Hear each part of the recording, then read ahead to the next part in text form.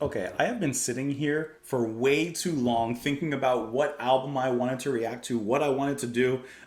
So I'm settling finally for you guys. I'm right here. I'm about to do the song, but for me, I've been sitting here for like 10 minutes, going through comments and just focusing.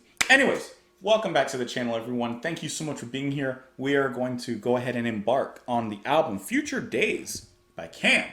We've listened to Can with Tay Omega, which is pretty good. Gets a little experimental in the end, but it's pretty good. So I'm excited to go ahead and jump into this one. Honestly, at this exact moment, like while I'm sitting here right now, not necessarily in the future, whatever, I was actually sitting between this album or listening to Phallus Day, just because I love that name.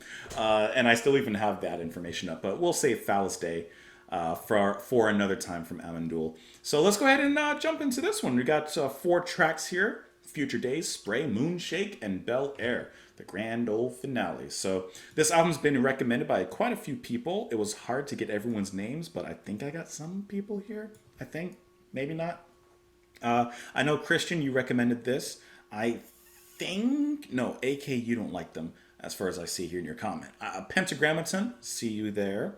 And then it gets a little harder to find out who recommended the track. E.B. Fido, I see you. Gary Bick, I see you. Peter Morer, I got you. Manhattan Man, I see you. Okay, so I can find people. Sometimes it's hard looking through the comments because I have to type in Can Future Days and hope that actually rings all the comments that I want and not just,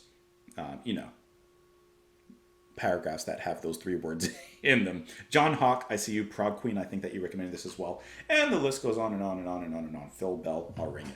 Anyways, so we're going to dive into the first track right now. That is going to be the title track. Excited to see where the band is at this exact point. I don't have anything pulled up, actually. Hold on. I'm getting in. Let's play the music. I'll type in so I can get the lyrics and all that kind of stuff, and we'll give it a listen. Let's go do this first. Here we go.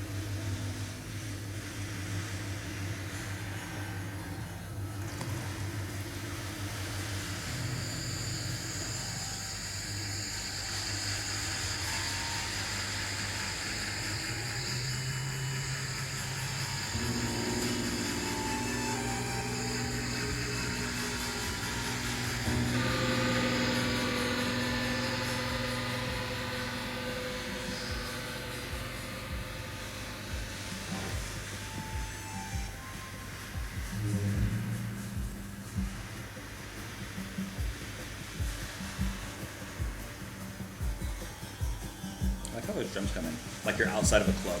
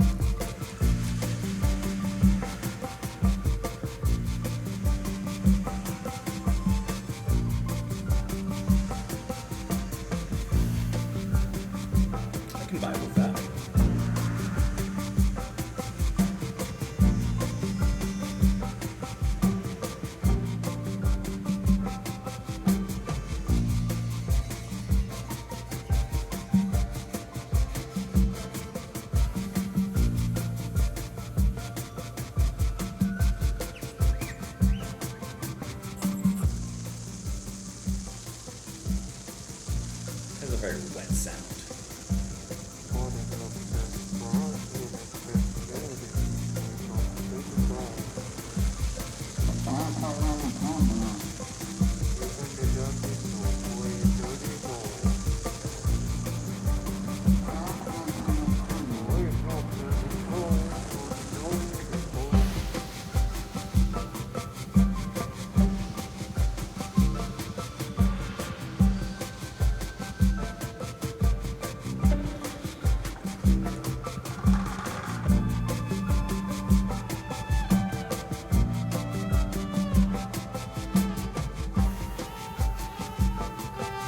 I love how sneaky that violin was.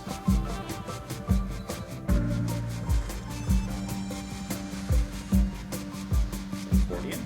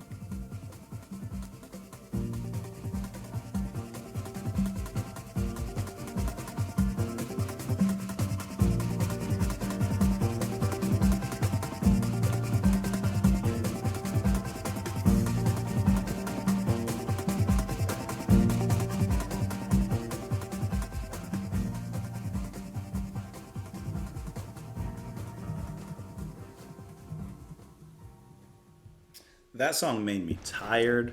That song made me sleepy. That song put me right in a mood. I was just chilling listening to that. I wanted to lean my head back, but you guys probably say I'm sleeping or something. No, that was wonderful to listen to. That was a great listen. So, all right, first of all, let's get some of our facts right, because I want to know when this album came out in comparison to Tego. So let me just pull up the discography of the band really quick so we can have a little bit of context in some ways here. All right, so looking at it, this album comes 2 years after Tego. The album in between is Egg Bamyasi. So we have 2 years between Tego and this one, and an album in between. So what's changed, right? That's my thought process going into this track. What is there that's new? What have they changed? What have they perhaps refined? What have they thrown out? What's different? So immediately we're thrown back into these ambient sounds. It's very wet. There's a lot of wet sounds going on in the beginning. And then very, very faintly, you begin to hear that drum beat. You begin to hear Mr. Lovetime coming on in. And it sounds like very faded out. It sounds like we're on the outside of a building listening to some drums being played inside a building, as if you're walking into a club or into a stadium where there's music being played. I really like that effect. It makes me feel like I'm there. It makes me feel like I'm being welcomed into the process, into the music, and you open the door and now we're in. So the first thing that I realized is that the ambient sounds that float around in the music here are definitely a lot warmer. There's a little bit of a sense of tranquility here, whereas on Tego it sounded a little bit more aggressive, a little bit more uproarious. Not like crazily so, but there was definitely a little bit of an aggression there, especially in Suzuki's vocal stylings. I won't say singing, but I'll say his vocal stylings. Now here, I think that it is still Damo that's here. Let me make sure really quick. Yes, it is Mr. Suzuki here still. So he's on the vocals, and he sounds like he's singing a little bit more here. He sounds like he's speaking in tune. He's a little more faint as well. Still part of the background, still part of the scenery of the music rather than at the forefront, more so as he was over in Tego. But I like that. This song, I can't say album yet. I'm curious to hear what the rest of the album sounds like in comparison.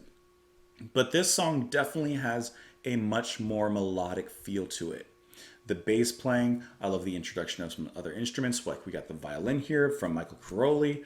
The keys are beautiful in here. You have a lot more ambient, warm sounds that are surrounding that, as always, that constant drum beat from Mr. I almost said Damo because I'm looking at the names, from Jackie. Now, or Jockey. Have I mispronounced that? I don't remember.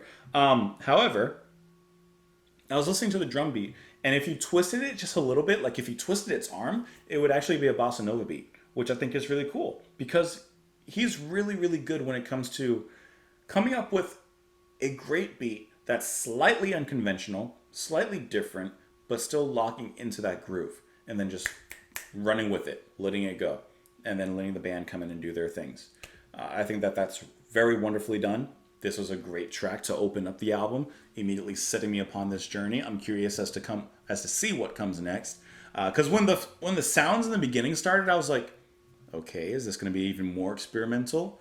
But so far, no. It's experimental in its own way, but I just really like the way that they locked everything down there. The lyrics here, sorry about that. All you're going to do for all that you do is all you're going to do. All. And when I'm coming home tonight, do you think you can do the people away to do it all? I'm coming home and away you go to the all and all you go. I just think that room's to end. How commend them from your dreams. Save that money for a rainy day for the sake of future days. Okay, that makes sense. You better have nothing for me. You better move year on your face. You have to help apologize for the sake of future days. So we're getting a little bit of like that kind of broken English in here, and yet isn't it at the same time, I don't want to say charming, because it's not necessarily charming in this specific case, but there's something real about it. There's an actual effort being made in the music here from Damo. You're spreading that lie, you know that, you're getting down, breaking your neck. When doing that was breaking home, what have you done? Free the night. I'm not quite sure what he's necessarily speaking about, but I do enjoy the way that he speaks it in the music itself. But I can't even really guess necessarily as to what's honestly being said or meant by the lyrics here. Or of course they could just really be like a layer in the music more so than anything else, as I think his voice is very well suited to doing here. Now I'm curious, is he going to be screaming in the next track, or is he going to be kind of relaxed as he was here? I don't know, but we're going to go ahead and move on, give it a listen, give it a whirl, but let me know your thoughts in the comments down below for this particular one. You can leave them down there. You can follow me on Twitter. You can support the channel on Patreon. You can like the video before you leave, and I hope that you do. Come on back tomorrow, and I'll see you then, guys. Bye.